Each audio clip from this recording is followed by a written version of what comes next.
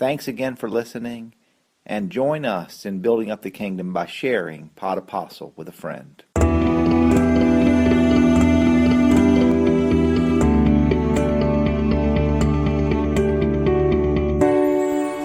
I will rise and go to my Father. Did you hear that? And usually the responsorial psalm is a verse taken out of the Psalms. But today it wasn't taken out of the Psalms, it was taken out of the Gospel. It's a quote of the prodigal son when he comes to his senses. And I always imagine him sleeping in the mud of a pig pen when he wakes up and says, I will rise out of this slop and I will go to my Father. And so we said that line over and over again. You know, sometimes people will tell me they don't like this gospel. I've heard that many times in my life. I don't like that gospel. And very often that's coming from someone who has a prodigal brother or prodigal sister or a prodigal parent or prodigal son who has dealt with their addiction and their difficulty and their squandering their inheritance over and over, and they find it hard to live this gospel, and they find it hard for this gospel to be practical. And let me tell y'all, it's not a practical gospel. It's not. It's not at all. And let me tell you, the other thing is we do violence to this gospel when we separate it, when we cut off the first two lost things. This is a gospel about three lost things. There's a lost sheep, there's a lost coin, and then there's a lost person. And we have three little vignettes that are told to us. And I don't think we have too many sheep farmers here. We don't have any shepherds. Probably. We might have one, okay? But not too many of you have a lot of experience shepherding sheep in the desert.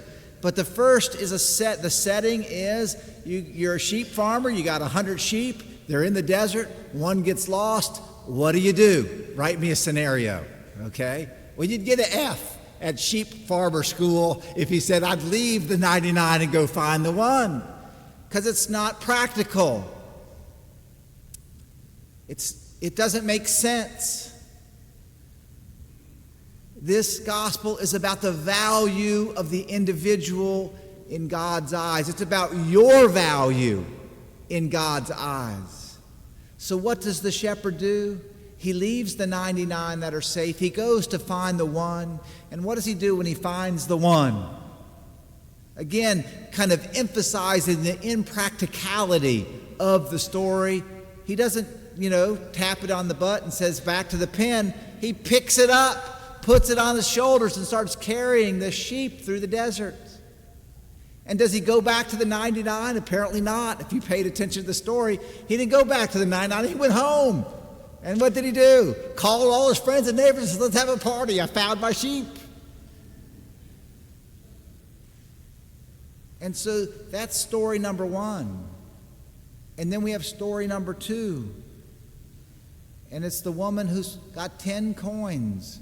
And these coins aren't just any coins. They're pennies. That would be a better way to translate coin. They're pennies. They're worth nothing. They're practically without value. And she loses one. And what does she do? She lights a lamp. That's a waste of money. She's already spent more than a penny looking for her penny. She sweeps the house, this inordinate amount of energy, lighting the lamp, sweeping the house, and lo and behold, she finds it. And what does she do? She has a party. She's going to spend a whole lot more than a penny on her party to celebrate the finding of her coin. And now those two stories just lead us into the story of the prodigal son, which is not a story giving practical experience or practical advice. I think the practical advice in this story would be to listen to the boy who says, Dad, I just want to be a servant. Just give me a job. That's all I could reasonably expect from you. And I think if you had this circumstance happen to you in real life, that would probably be the way to go. give him a job, make sure he's safe, and let him prove himself for a while. But that's not what this story is about. This story is not practical advice on parenting. This is a story about what it means to be a child of God. This is a story about what it means to be a son or a daughter of our Father, who wants nothing more than to embrace and to forgive us. I will rise and go to my Father. I will rise and go to my Father. I find myself alienated. I find myself in doubt. I find myself mired down by my sin. What should we say? I will rise and go to my Father. The Father sees right into this Son. He knows whether he's humble. He knows whether he is truly changed, and he treats him appropriately. The lost sheep, the lost coin, and the lost person. You know what? Last week, there was a section in the gospel, a line in the gospel that said, "No one can come to me without hating his own life." Y'all remember that? Okay. I promise you it was in there. If you didn't hear it, if you don't remember it, it was in the gospel last week. So we struggle a little bit with what does that mean? Well, we hate the life in the pig pen. We hate the life separated from God. We hate the fact that we're not home. And you know, we're all being drawn back to intimacy with God the Father. This hating of our life has to be contrasted with the command that we must love ourselves. You must love the Lord your God with all your heart, mind, soul, and strength, and you must love your neighbor as you love yourself. Now let me ask you, as we think about this love and hate of our life, when you look in the mirror, what do you see? Of what value do you place on that person looking back at you? How much value do you think God puts on you? See, you are his beloved child, and he sees so much more value in you than you probably even see in yourself. He's the good shepherd who would find that sheep and put it on his shoulders and carry and celebrate. See, we're that coin that he's looking for that doesn't look like it has a lot of value, but how he celebrates that one is found.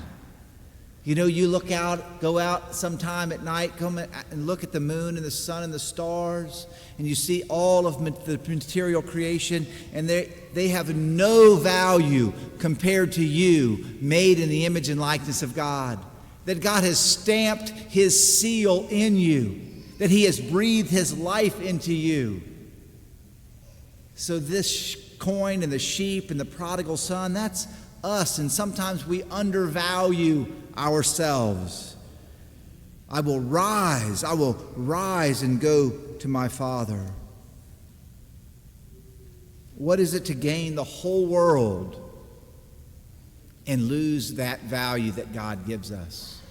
What did the prodigal son squander? He squandered his inheritance. He squandered his place in the family of God. He traded the infinite for the finite. And that was the story of him going off with his inheritance and squandering it on prostitutes and who knows what else, and waking up in the pig pen. Trading that relationship with God for the golden calf. I just have to talk ever so briefly about the golden calf. You heard about the golden calf in the first reading today. To put that reading in context ever so briefly, Moses led the people, Israel, out of slavery in Egypt, through the Red Sea, into the desert. Now they've come to Mount Zion. Moses has done so much for these people. He has worked so hard for them, and now he's going to take a break. He's going to go up on the mountain and pray. He's going to go off on retreat, and he's going to leave them under his brother Aaron's stewardship for a few days. And so Moses goes up to pray, and what happens? Well, you heard the story. Aaron, probably at the grumbling of the people, says, let's take up a collection. They got up all the gold, they melted it down, they turned it into something shiny and beautiful and expensive. And they said, this is your God. This is your God. The golden calf, we have to remember the symbolism there. It's made of gold, money. Then the calf, youth. Youth and money, and that it's a bull. You know, most of the time when you have a bunch of cows, I don't know, we have any sheep farmers, don't have any cow farmers here, either ranchers, but maybe one or two. You don't keep a lot of bulls, do you? What do? You get rid of the bulls. You keep one. And the bull has a harem, you know. He has all of the cows to himself. And he's got this virility and this fertility. And he's got this power. And all of this is encapsulated in this false god that they worship. This shiny, beautiful, expensive youth and fertility. And boy, we don't have any problem worshiping those things, do we? No. Unfortunately, that's exactly the things that this young man went after. I'm not going to be under my father's house anymore. I just want the money. I want my own power. I want my own pleasure. I want my own. And he separates himself. And we call that separating yourself from God sin. And that's what sin is. Sin is a horrible reality. Unfortunately, in our world today, sin has kind of a good name. You've all seen it on the menu, haven't you? Sinfully delicious, decadent chocolate, whatever it might be. But sin isn't anything good. It's a horrible disfiguration of the relationship that you and I are supposed to have with God. So sin has a good name, and obedience and prudence and virtue, unfortunately, not so celebrated anymore. And that's the world. That is the excess. That is the idol that we're being enticed by so often. My brothers and sisters, I will rise and go to my Father. I will trust in the goodness of God. I will hear his voice and be led on the path of truth. So we come back to the story of the prodigal son, also sometimes called the story of the two brothers or the forgiving father. And you know, this young brother, he made a lot of bad decisions. He made a lot of bad choices, didn't he? You know, that's how we sanitize sin now. Oh, he just made a bad choice. No, he didn't. He committed mortal sin and he was dead. He was dead in the slop of death, lying, separated from God, a lot worse than bad choices. But there, dead in mortal sin, what does he do? He has a moment of grace. And in that moment of grace, he says, I will what? I will rise and what? Go to my Father. And the Father in the story, the lost sheep, the lost coin, and now the lost son. The Father is waiting patiently. The Father is on his guard tower, looking out down the road, waiting day after day after day for the son to come home. And again, this isn't necessarily a practical story about parenting. This is a practical story about being a child of God. And I will rise and go to my Father. And so he comes around the bend, and the dad runs out to him and gives him his gifts, the finest robe, a ring on his finger, sandals on his feet, the robe of grace and a new life, the royal sign of his dignity with his ring, his shoes.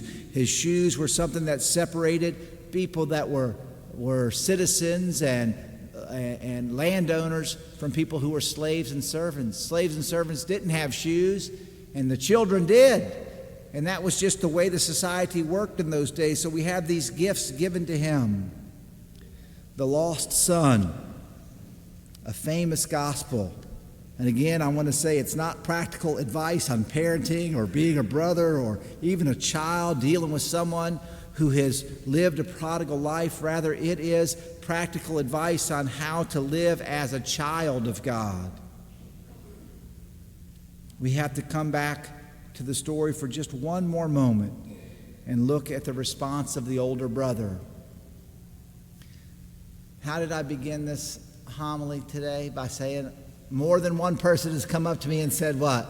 Father Mike, I don't like that gospel. I hope you all like it now. I hope you all like it. I hope you all recognize that this isn't telling you, this isn't trying to make you feel guilty about your feelings towards your brother or sister, parent or child who has some problem with living a prodigal life. Rather, this is telling us how we should recognize the great value that God sees in us. And of course, we want to pray for our prodigal friends and brothers and all of those things. And when someone does come home to God, when someone does repent, someone does have a transformation, what should our response be? Let's have a party. Let's celebrate. Let's truly rejoice in the mercy of God. And the older brother stood outside the party, and what happened? The father went out to greet him and says, come on in, join the celebration. And every time this comes up, this reading comes up during Lent every year too, I believe. And I say to you all, did the older brother go into the party or not? Because it's left a question for us. And I think that's a question that we're supposed to answer in our own lives. So, my brothers and sisters, I hope and pray you see in the story of the lost coin, the lost sheep, and the lost son, the generosity and the mercy of the Father, and that we can all equally love this beautiful gospel.